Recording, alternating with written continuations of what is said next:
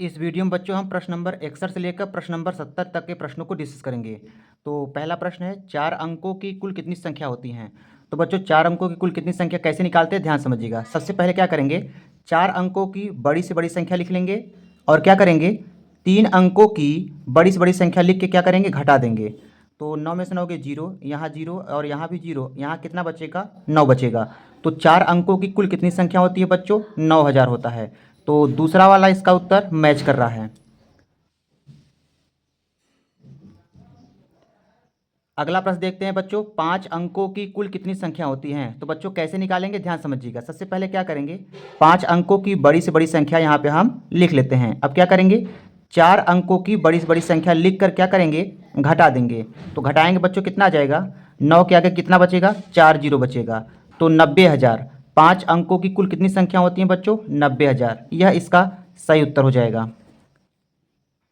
अगला सवाल है बच्चों, 1, 0, 3, 7 तथा 6 से बनी सबसे बड़ी संख्या बताना है। तो यहाँ पर दिया है 1, 0, 3, 7 और 6। इससे बच्चों सबसे बड़ी संख्या बनाना है। तो क्या करेंगे, यहाँ पे सबसे पहले क्या लिखेंगे, 7 लिखेंगे, फिर 6 लिखेंगे, इसके बाद 3 लिखेंगे, इसके बाद 1 लिखेंगे, फिर क्या लिखेंगे, 0 लिखेंगे। तो 76,310 यह इन सभी अंकों से बनी सबसे बड़ी संख्या होगी। तो ये इसका सही उत्तर हो जाएगा।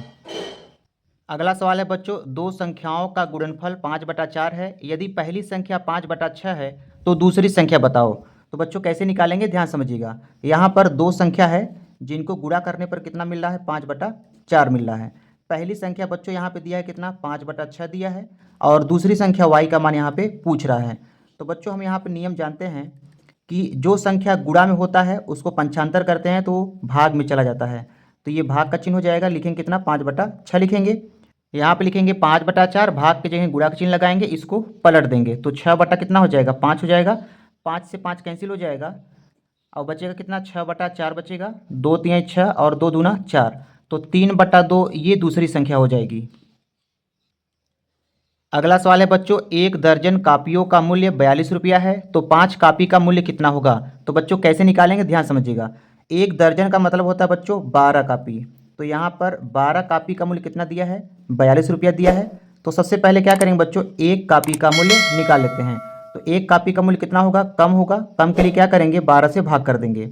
अब पूछ रहा है 5 कापी का मूल्य, तो 5 कापी का मूल्य निकालने के लिए क्या करेंगे, इस 42/12 में क्या करेंगे, 5 का गुणा कर देंगे। तो 42/12 गुणते 5, इसी को सॉल्व करते हैं बच्चों। तो ये हो जाएगा 2 छम 12, 2 से काटेंगे 21 बार जाएगा। तो 21 गुणते 5 बटा कितना, 6, 3 दूनी 6, 3 सते 21 हो जाएगा। 7 बचे 35, 35/2 भाग करेंगे बच्चों, कितना आ जाएगा, 17.5 रुपया। 17.5 रुपये बच्चों यह 5 कापियों का मूल्य हो जाएगा। अगला सवाल है बच्चों, यदि 12 व्यक्ति एक कुएं को 20 दिन में खोद सकते हैं तो बच्चों 15 दिन में इस कुएं को खोदने के लिए कितने आदमी चाहिए।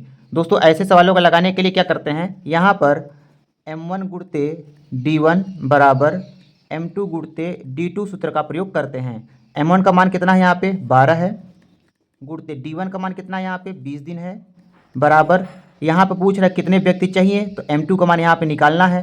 d2 कितना होगा, 15 दिन होगा। इसी को सॉल्व करते हैं। 5 तिया 15, 5 चौका 20, 3 एक का 3, 3 चौका 12, 4 में 4 गुणा करेंगे, 4 चौक 16 बराबर कितना आ जाएगा, m2। तो कितने आदमी चाहिए, 16 आदमी। 16 आदमी इसका सही उत्तर हो जाएगा। अगला सवाल है बच्चों, 12, 24, 30 का एलसीएम कितना होता है। तो बच्चों कैसे निकालेंगे, ध्यान समझिएगा। सबसे पहले लिखेंगे 12, 24, 30। अब क्या करेंगे बच्चों, सबसे छोटी अभाज्य संख्या 2 से काटेंगे। 2 छम 12, 2 से काटेंगे 12 बार, 2 से काटेंगे 15 बार। अभी भी 2 से कटेगा, 2 तिया 6, 2 छम 12, यहाँ 15 हुआ।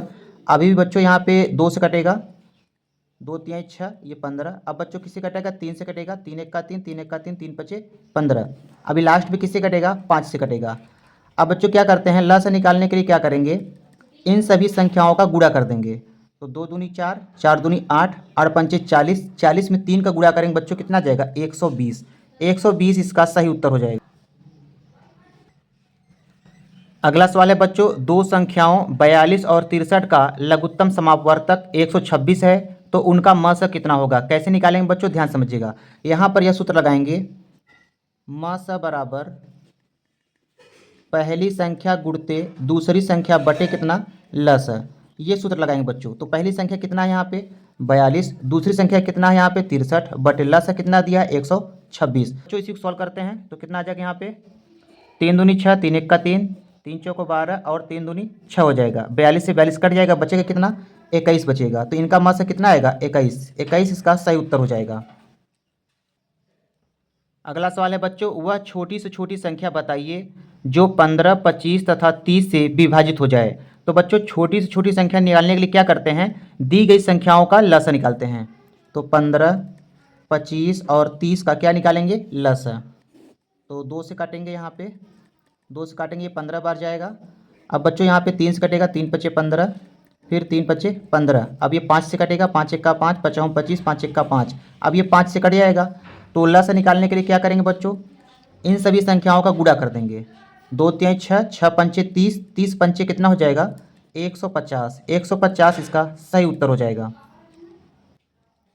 अगला सवाल है बच्चों, विमला और कमला की उम्र क्रमशः 12 वर्ष एवं 16 वर्ष है, तो उसकी औसत उम्र बताइए। तो बच्चों यहाँ पे पूछ रहा है औसत उम्र पूछ रहा है, तो औसत उम्र निकालने के लिए क्या करते हैं, दोनों की उम्र जोड़ दीजिए। 12 और 16 को जोड़ दिया, अब कितनी उम्र है 1, 2 से भाग कर दीजिए।